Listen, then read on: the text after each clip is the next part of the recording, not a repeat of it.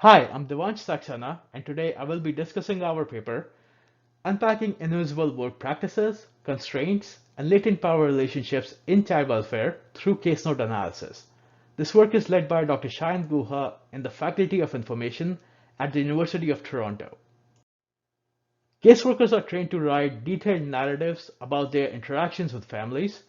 Unlike other administrative data, case notes contain more contextual details and offer a more credible source of information where they highlight caseworkers' interactions with families as well as the impact of systemic factors.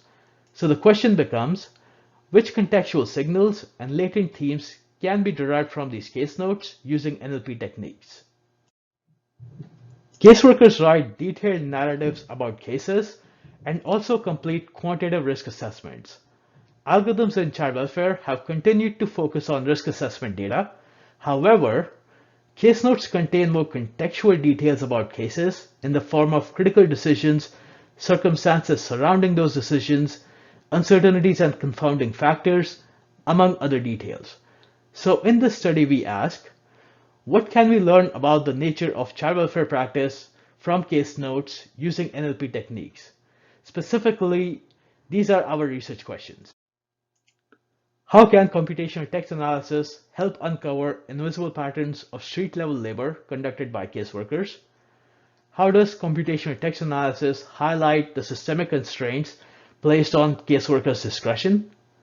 How can computational text analysis help investigate latent power relationships in child welfare?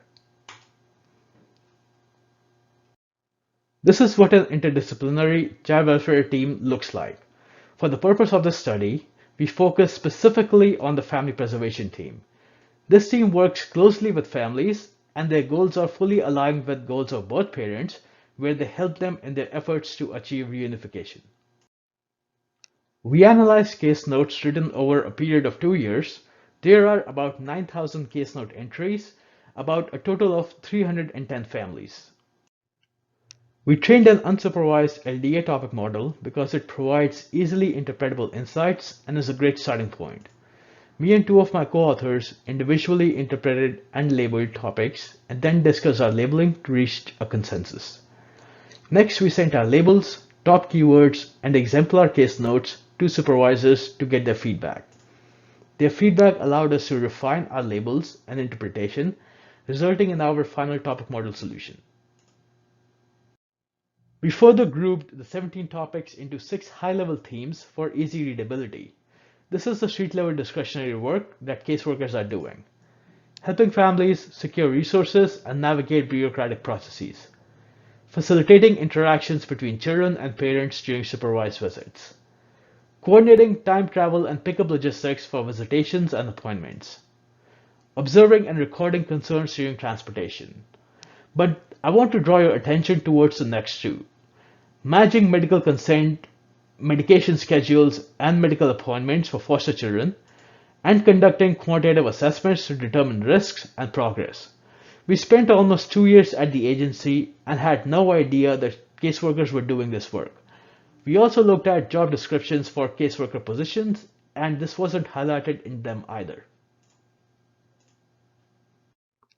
Child welfare is always presented as a monolith, but caseworkers support different families in different capacities, and it is necessary to understand this nuance.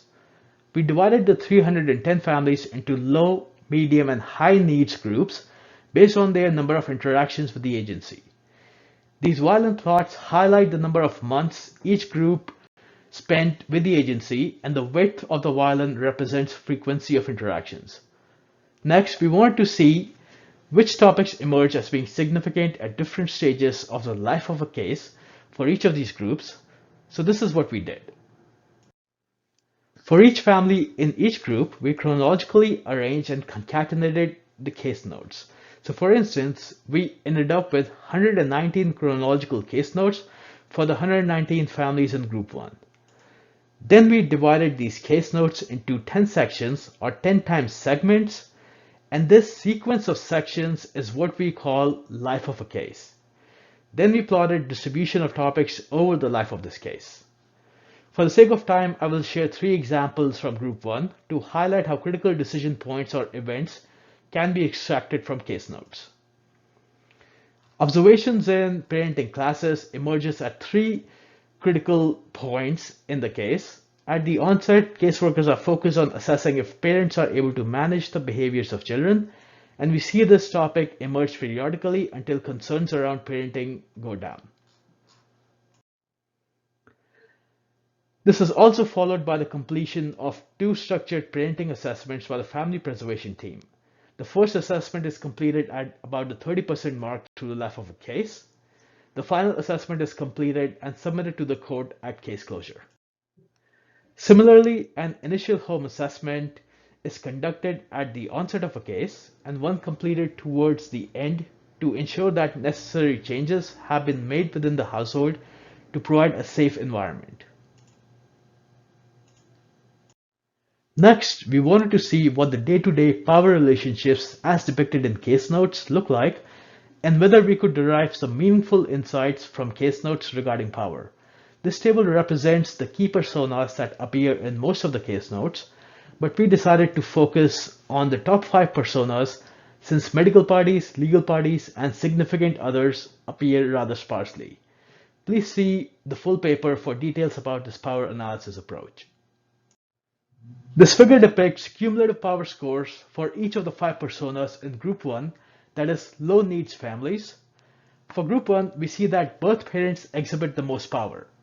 Group 1 involves cases of neglect, such as poor dental hygiene of a child, and can be quickly resolved with adequate actions from the parents. So both parents exhibit the most power in this group, while other personas act in an assistive capacity. Children are also not removed from the care of the parents for most of these cases. For Group 2, foster parents exercise the most power.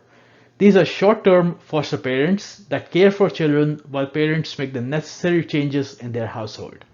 This also aligns with what we observe on the ground. Once the child is placed with foster parents, caseworkers cater more to them than both parents.